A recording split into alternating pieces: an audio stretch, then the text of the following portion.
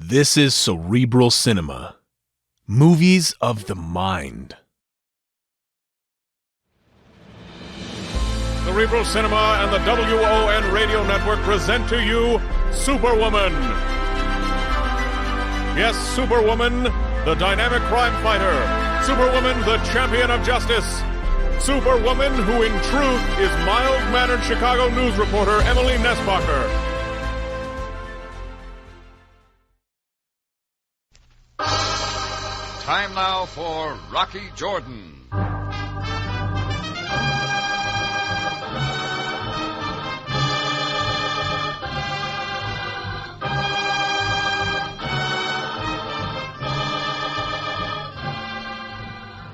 Not far from the Mosque Sultan Hassan in Cairo stands the Cafe Tambourine, run by Rocky Jordan.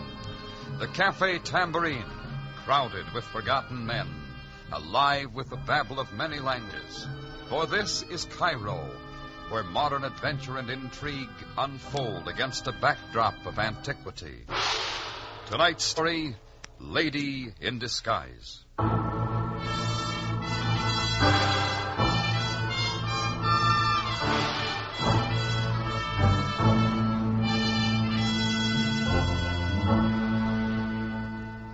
I'd met this Francine a couple of months before through a friend.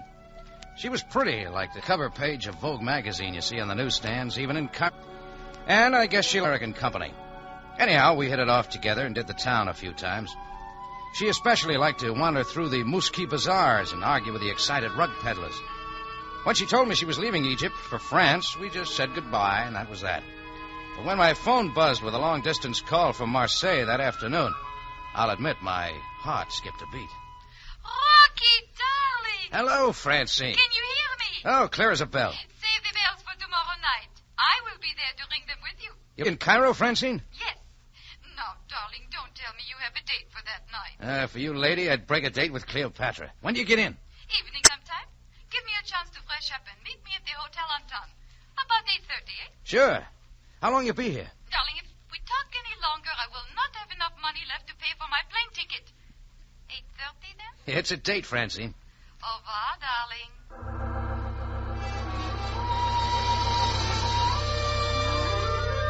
Well, right away, I sent my best suit out to the cleaners and called the laundry to hurry up with my shirts. I was feeling so good that morning, I decided to open up the tambourine early, before the help got there. I'd hardly unlocked the front door before the parade started. It was headed by a familiar egg-shaped Egyptian in elevator shoes and an elongated tarbouche on his head to bring him up to his idea of a big politician. Bringing up the rear was a big Senegalese and various native ward healers. The egg-shape walked up to me and kept right on coming. Step to one side, Jordan. Keep your fez out of my face, Kafar. Kafar Bey to you now, Jordan. Very important man, huh? Certain people have learned to respect me, yes. Jordan, you and I had certain difficulties when you first came to Cairo. You were most uncooperative. Take it someplace else, Kafar. You tried to keep me out of business, but I'm still here. I'm well aware that you won that round, Jordan. However, many things have changed since then. I intend to impress you with that fact. Get to the point. What brought you here? My new official capacity as building inspector. Hold it, Kafar. This place passed inspection 6 months ago, and you know it. Many things change in 6 months. It is possible I will have to condemn this building. Anything to throw your weight around, huh? Don't try it, Kafar. Mashish. Alwa, Kafar Bey. See that the tables and chairs are moved from that spot. Get the men busy immediately. At once. Arak, Yosef, Marulanda. All right, that's all, Kafar. You will not interfere, Jordan. I have authority. Not without a search warrant. Show it or get out quick. You are learning, are you not? Continue, Mashish. Your command, Kafar Bey. Now, remove that section of the floor. What do you think you'll find there? Termites, perhaps. He's getting you in trouble, Mashish. Am I making myself clear, Jordan? Yeah, I get the idea, but what do the police think about this? Kafar Bey does the thinking. Yeah, sharp boy. Yeah. Now, you two there, behind the bar, remove those bottles. They come under building inspection? In your case, Jordan, yes. Hey, that's expensive liquor, Kafar. You're running up a big bill. Nectar of infidels, like you. You respect my official position now, Jordan? You understand that I am a very big man? To me, Kafar, you haven't grown an inch. I threw you out of here once, and I'll do it again. The touch of your hand is offensive. Fascist, remove him! Back, Jordan. Or the knife. Brought all the equipment, didn't you? Yeah. Now, Jordan, we will withdraw in our own way. What about my tambourine? It is in very bad shape. Yeah. Perhaps I will condemn it. Perhaps not. That all depends on you. See you later, Kafar, when you don't have 6 other guys with you. Is that a threat, Jordan? I'll go you one better. It's a promise. Kafar followed his stomach out the door, trailed by the Senghalese and the rest of the entourage, Indian style. Just in case some of them came back and I had to wrap a few heads, I spotted for my gun under the cash register at the front of the bar. It was gone.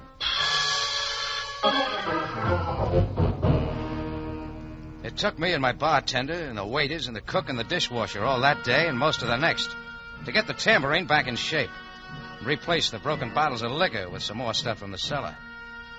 But I wasn't going to let that trouble ruin my date with Francine.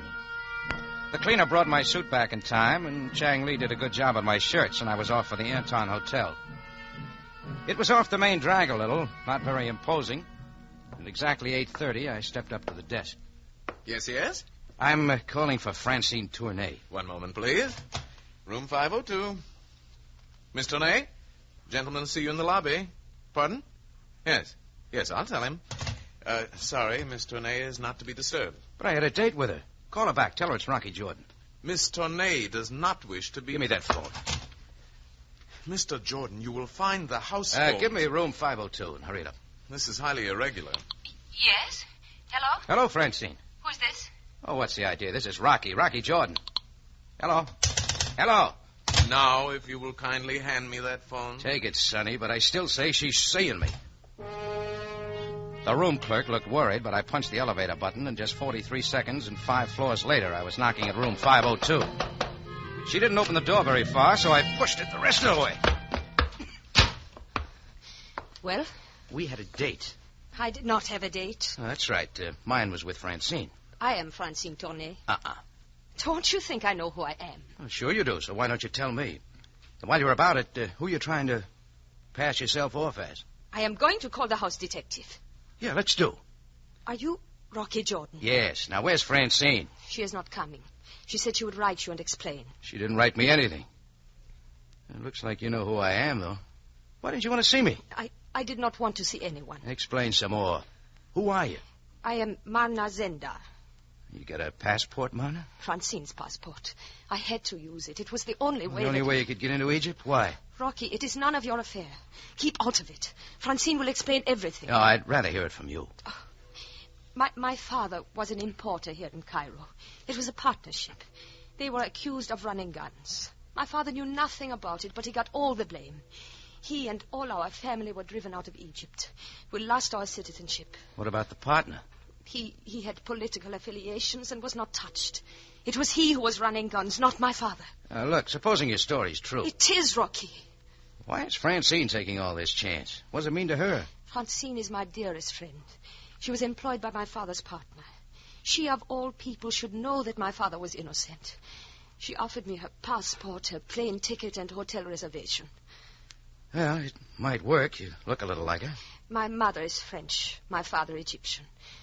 This is our home. I had to get back to Cairo and square things. Exactly with who? His name is Kafar. Kafar Bey? You know him? A nodding acquaintance. Just how are you going to square things? That is still my business. Okay, let's keep it that way. Only watch your step around Kafar. He's a very big man. I didn't leave Marna any too soon. As I came out, I bumped into the room clerk. He had a house dick with him. I waved goodbye to him and went on out. Well, I figured if Marna was out after Kafar, I might as well get my licks in first. I'd made out an itemized bill for the damage Kafar and his boys had done to my tambourine the day before, so I was off to deliver it in person. It was getting late, and there was a chance I might catch him alone. Kafar had moved to a big all-white place surrounded by a 5-foot wall a little way outside of Cairo. I got there about 10 o'clock and buzzed the gate, but no answer. I finally tried it. With a rusty squeak, it opened, and I walked into the courtyard and started for the house. Near the fountain was a statue, arms outspread, looking down. Struck me the statue seemed surprised. When I saw what it was looking at, so was I. There lay Kafar, still wearing his elevator shoes and oversized fez. But Kafar wasn't a big man anymore. Part of his shoulder pad was ripped away by a .45 slug, and a couple of more had finished the job. When I turned him over, he was still warm. Just then, the gate squeaked up front, and I saw Kafar's big Senegalese coming across the court. I didn't know if he recognized me or not, and I wasn't waiting to find out. Who is there? Stop at once! I went over the wall and kept going. I figured Marna had gotten to Kafar first, and I didn't want any part of it. Well, I got back to the tambourine. I tried for some sleep and got nothing but bad dreams. I kept looking for Francine, with Marna showing up in her place.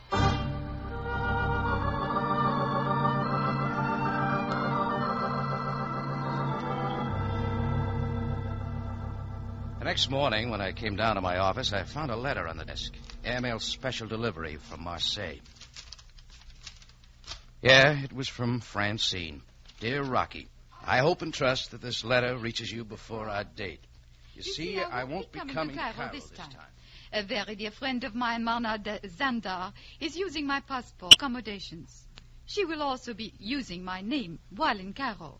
This must seem very strange to you, but there is no other way for Marna to get into Cairo, and this is most important to her. Please, Rocky, do not interfere, for her sake and for mine. You can understand why I did not think it best to call and tell you this by phone. When we see each other again, I will explain everything. Sorry, darling, signed Francine. Good morning, Jordan. Coming in the door, flanked by two of his uniformed men, was Captain Sam Sabaya, Cairo Police. You have no greeting, Jordan? Yeah, sure. So have some coffee, Sam. It is an offense to refuse proffered hospitality, but I have no choice. Meaning what? But I am here on very serious matter. Jordan, no doubt you were acquainted with one Kafar Bey. The Bey is your idea. He's just Kafar to me. Was he not here in your tambourine 2 days ago? Yeah, he and a lot of other guys. They tore up things. Want me to show you? In a moment. Is it true that you made certain threats toward this man? Well, you might call them threats. I didn't like his way of showing me how big he was. Why? Kafar is dead. Murdered. You better get busy, Sam. Kafar had a lot of influence. Jordan, you must know me better than that. Duty is no respecter of position. I'm sorry. Where do I fit in? That remains to be seen. You have a gun, I believe. A .45. I did have. Went for it after Kafar and his mob left the other day, but it was gone. Indeed. Will you show you kept it? Anything to oblige. I kept it under the cash register out front. You turn it up and you get a reward. Jordan, has it ever occurred to you that a thorough investigation is to your advantage as well as... Go on. About that reward, Jordan. Don't tell me, Sam. Is this your gun? It looks like it. I tell you, it was gone. 3 empty shells. Fired very recently. So that wraps it up. I shoot Kafar and then leave my gun here in plain sight. Kafar was shot, Jordan. But of course you knew. Oh, that's no trap, Sam. You need a lot more to tie me in. A witness, perhaps? I have one. A large Senegalese swears that he saw you running from Kafar's courtyard shortly after the murder. Well, I am waiting for your denial. Okay, Sam. I went to Kafar's place with a bill for the damage he'd done to my tambourine. He was dead then. When Mashish showed up, I didn't want any trouble with him, and I got out. Oh. Why did you not notify me of Kafar's death? I figured Mashish should do that.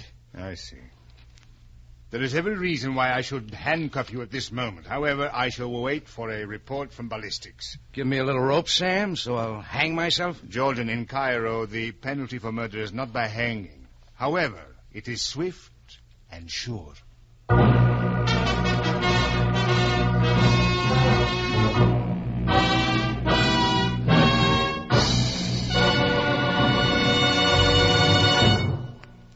You are listening to Lady in Disguise, tonight's adventure with Rocky Jordan. Chills on Monday night, a solid hour of them with Joseph Cotton, Valley, and Louis Jourdan recreating their original roles in the Paradine case. CBS Radio Theater presents an exciting and suspenseful adaptation of this fine motion picture, which was directed by Alfred Hitchcock. Don't miss the tense and sinister thrills at 6 Monday night on CBS.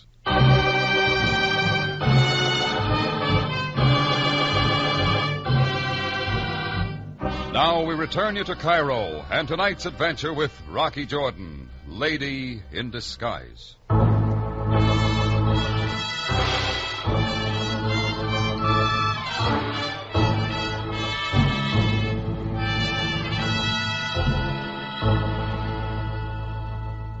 were a lot more things I could have told Captain Sabaya about Kafar's death.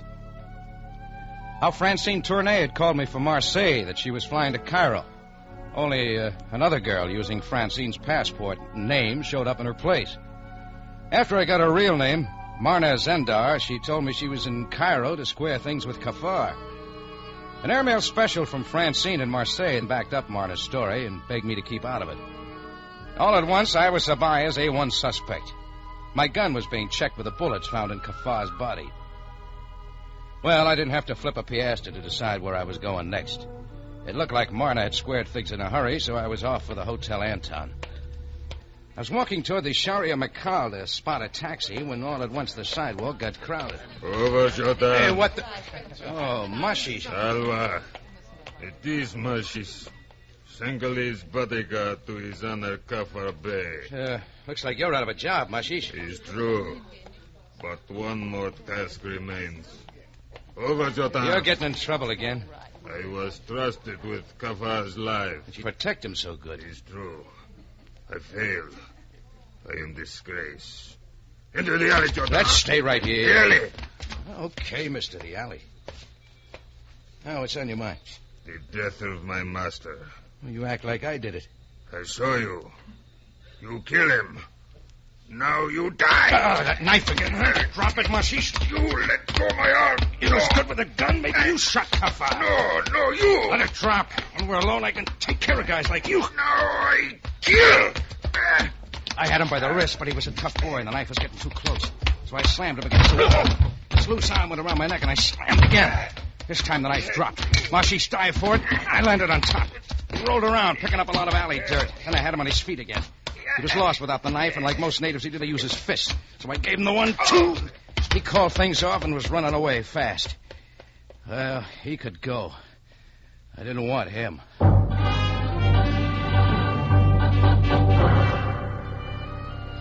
It took me another half hour to get back to my place and throw on some clean clothes. This time I got to the Hotel Anton without any trouble. The room clerk was still holding his own. Yes, sir? Rocky Jordan to see Francine Tournay.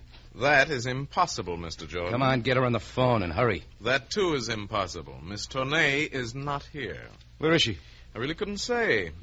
As I recall, Mr. Jordan, Miss Tournay had no desire to see you. Oh, cut it, Sonny. She doesn't need your protection. Mr. Jordan, Miss Tournay is not here. She checked out. She's taken her luggage with her. She's no longer registered here. Now, do I make myself clear?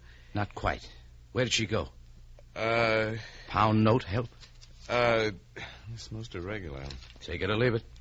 She left for the airport not more than a half hour ago.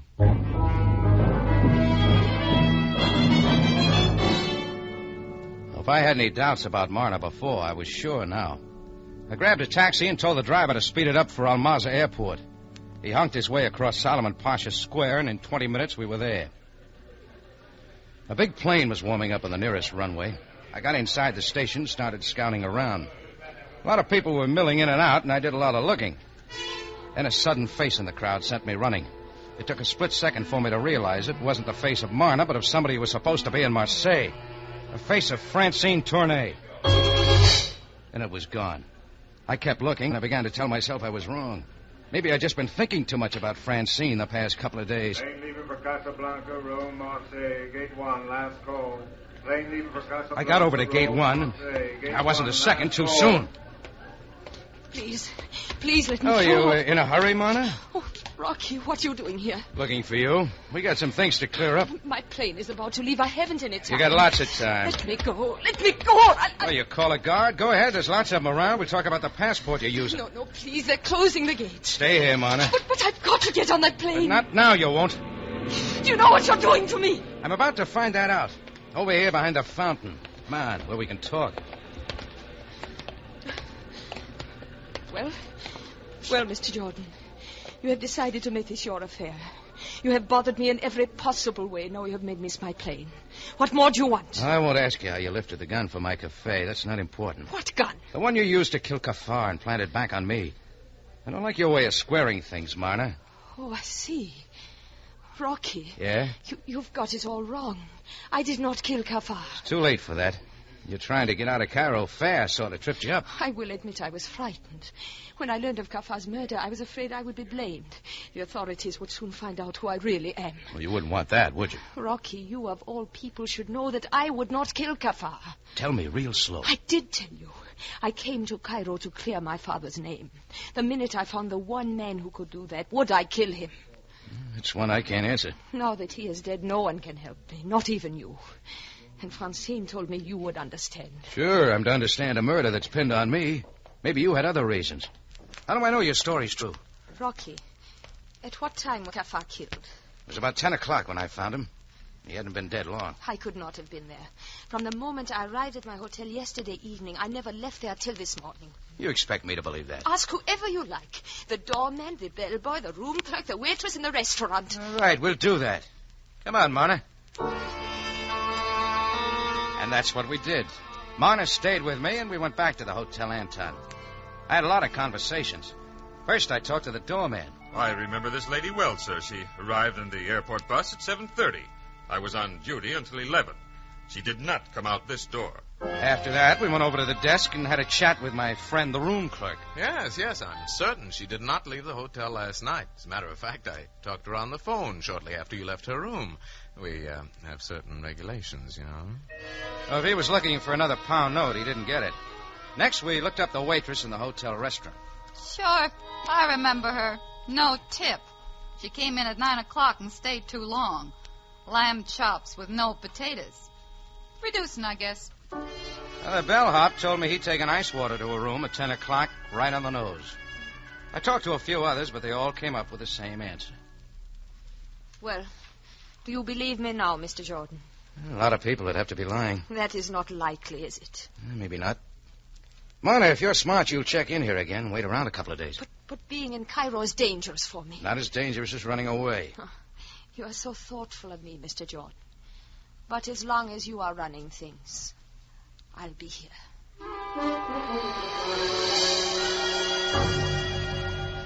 That's when I went back to the tambourine. It looked like Marna had cleared herself for Kafar's murder. But after running all over Cairo, I still hadn't helped my own case a bit. The afternoon rush was on when I walked into the tambourine. When Chris, my bartender, saw me, he jerked his head to a back table and kept on drawing a beer. The place was heavy with smoke, and I couldn't make out who it was. As I went back, it dawned on me like a camera fade-in. Again, the face of Francine Tournay. Rocky, darling. It's really you, Francine. But of course, mon chéri. I've been looking everywhere for you. At the airport? You saw me there? Why did you not say something? I tried to, but you were gone. Are you not glad to see me, Rocky? Oh, sure, Francine, sure. Did you get my letter? It's right here in my pocket. It said you weren't coming to Cairo. A woman can change her mind, n'est-ce pas? Yeah, but your passport... Well, I decided if Marna could get in on somebody else's passport, so could I. So here I am. Oh, when'd you get here? Today, at noon. Does it matter? Francine, your friend Marna's in trouble. Yes, I know. Poor Marna. I saw her last night. She gave me a big story about coming to Cairo to square her father's name with Kafar. It is true, Rocky. Marna's father was convicted of running guns, and his whole family lost their citizenship. Kafar was his partner, and doing it all. When I found that out, I quit his employ and went to France with Marna. I only wanted to help her. You did? She was very bitter, but I had no idea it would come to this. I didn't dream that she... Did she kill him, Rocky? I don't know. Well, let's forget it for now. Oh, it's not that easy, Francine. I know, but we can try, can't we? Take me someplace, Rocky. I won't be long in Cairo, and I want... Okay, Francine. Let's get out of here. Oh, I dropped my purse. Yeah, I'll get it. I am so sorry. The silly things in a woman's purse. You're not kidding. Oh, this yours, too? Yes, my airplane ticket stub. Thank you, Rocky. Now shall we go? Oh, Francine. Yes, Rocky? I almost forgot. There's a couple of things I've got to clear up here. Why don't you catch a taxi and go on to your place, huh? Where you staying? The Said house. Well, I'll see you there, huh? Very well, Rocky. Au revoir. Francine didn't know what had stopped me. It was the sight of an official black car drawing to the curb in front.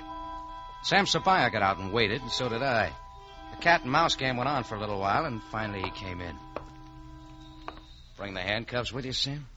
Jordan, many times you and I have had difficulties. In every case, I have been inclined to give you the benefit of the doubt. That's right, you have. However, in this case, I have no alternative. There's no odd feelings. You will come with me, Jordan. Sure.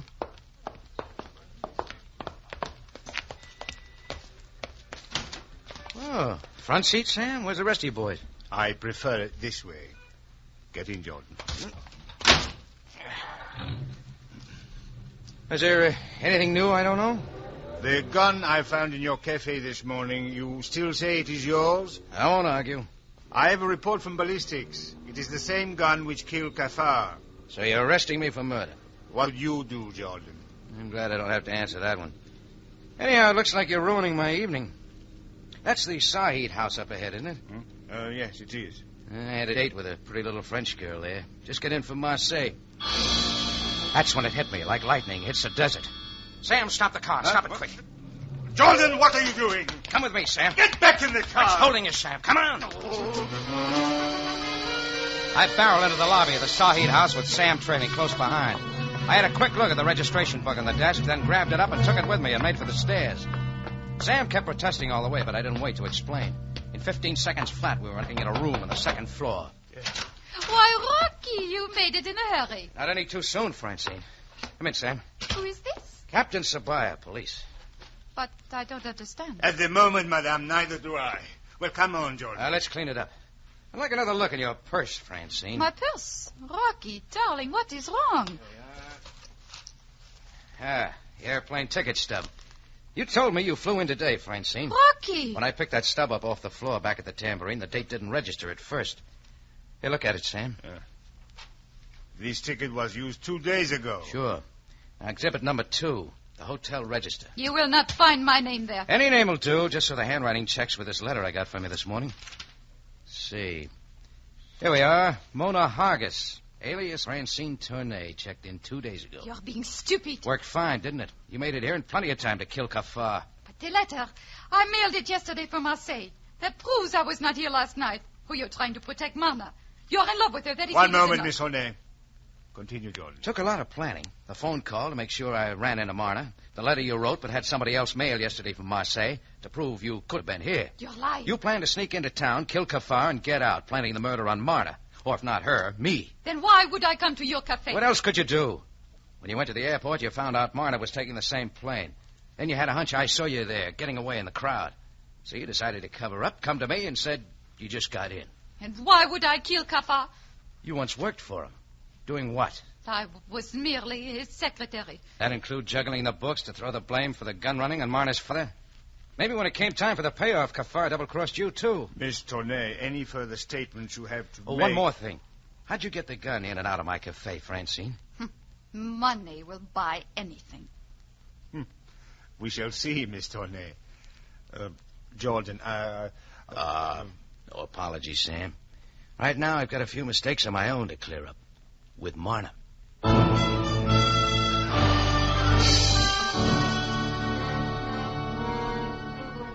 Well, when Sabaya finally got the full story out of Francine, it checked pretty close with mine. That cleared things for Marna Zandar and her family, and they were permitted to return to Cairo. And I finally had my date. Francine was tied up, shall we say. So Marna and I did the town. That suited me. She liked Americans, too.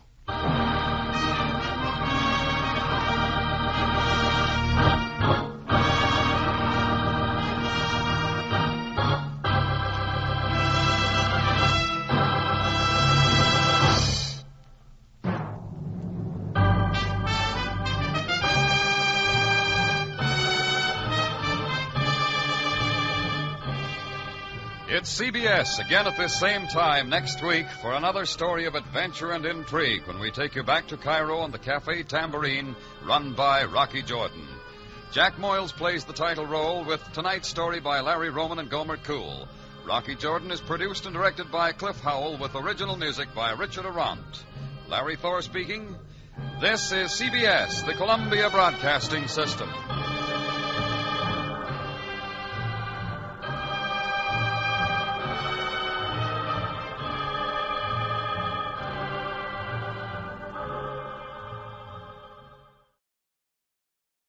Cerebral Cinema hopes you have enjoyed this movie of the mind.